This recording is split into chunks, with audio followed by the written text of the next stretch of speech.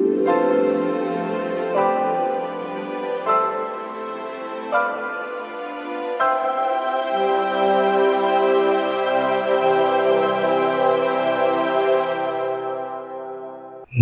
दोस्तों, आप सभी का एक बार फिर से स्वागत है।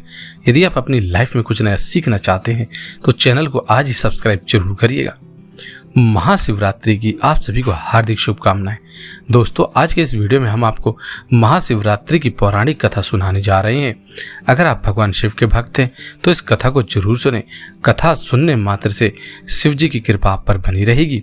और आप भगवान शिव के भक्त हैं तो आप कमेंट बॉक्स में हर हर महादेव अवश्य लिखें, क्योंकि यह कथा स्वयं भगवान शंकर ने माता पार्वती को सुनाई थी। ऐसा माना जाता है कि इसी दिन शिवलिंग की उत्पत्ति भी हुई थी। इसी के उपलक्ष्य में महाशिवरात्रि मनाई जाती है और इसी दिन भगवान शंकर ने माता पार्वती से विवाह भी किया था।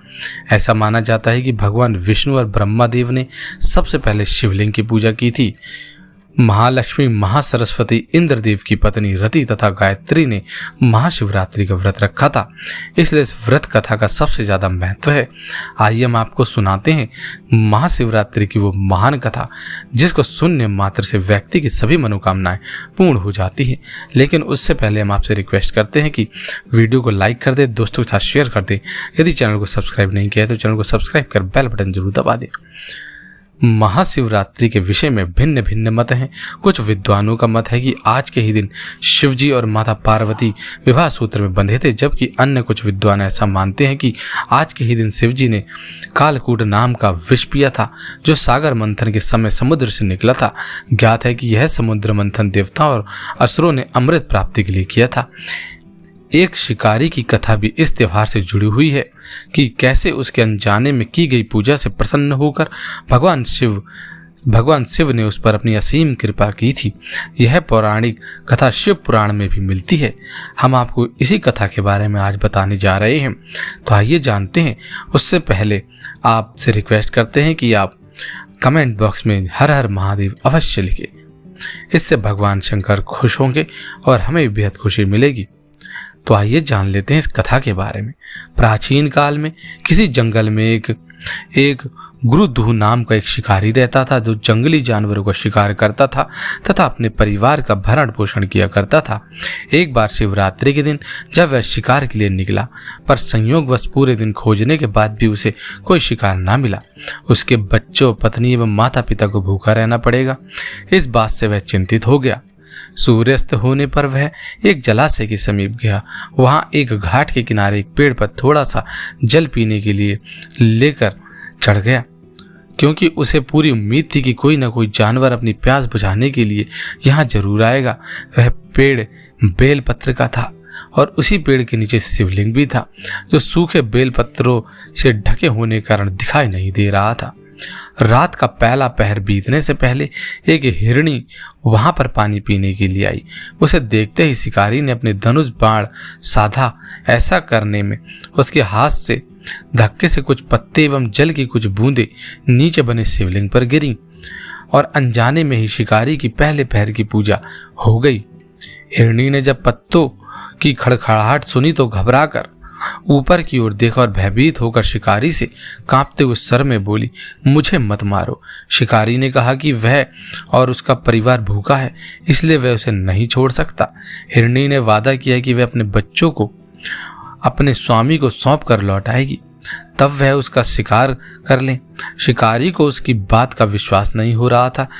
उसने फिर से शिकारी को यह कहते हुए अपनी बात का भरोसा करवाया, जैसे ही सत्य पर ही धरती टिकी है, समुद्र मर्यादा में रहता है और झरने से जलधाराएं गिरा करती हैं, वैसे ही वह भी सत्य बोल रही है। क्रूर होने के बावजूद भी शिकारी को उस पर दया आ गई।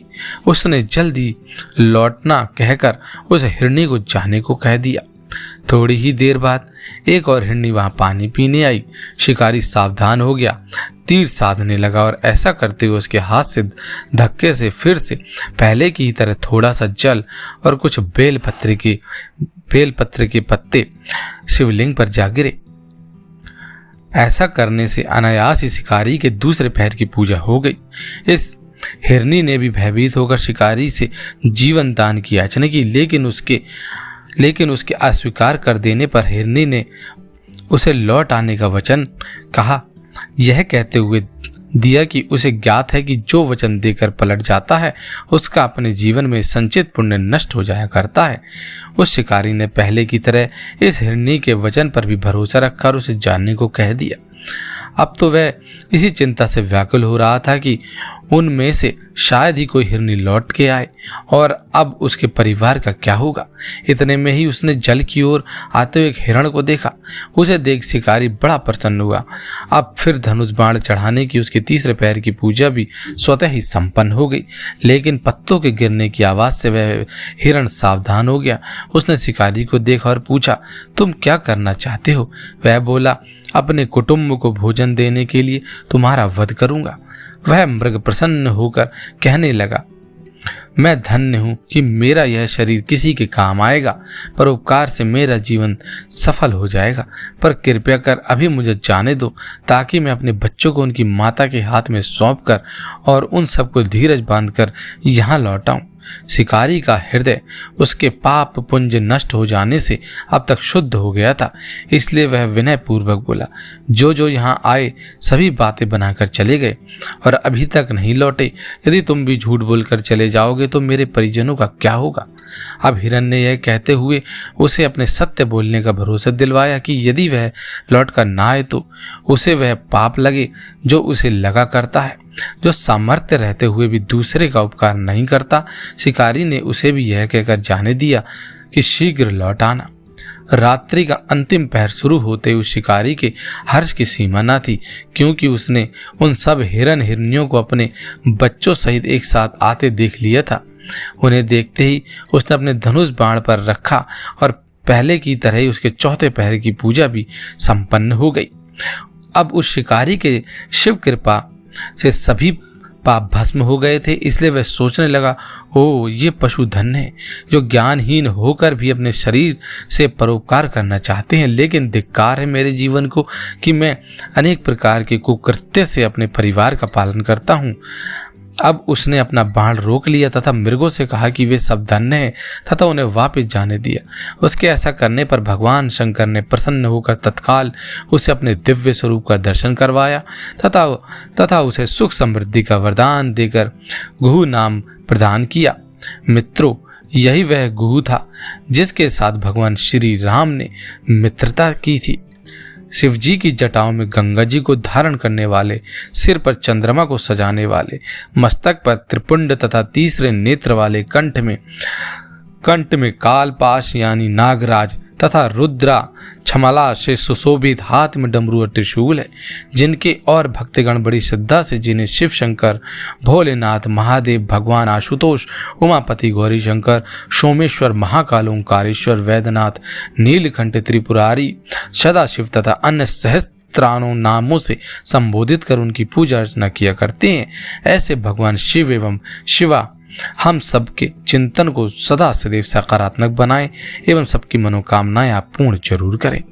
तो ये थी आज की पौराणिक कथा जो आज हमने आपको बताई है। आज के लिए बस इतना ही। यदि आपको वीडियो पसंद आई हो तो वीडियो को लाइक कर दें, दोस्तों के साथ शेयर जरूर कर दें। यदि आपने चैनल को अभी तक सब्सक्राइब नहीं किया है तो चैनल को सब्सक्राइब कर बेल बटन जरूर दबा दें। धन्यवाद।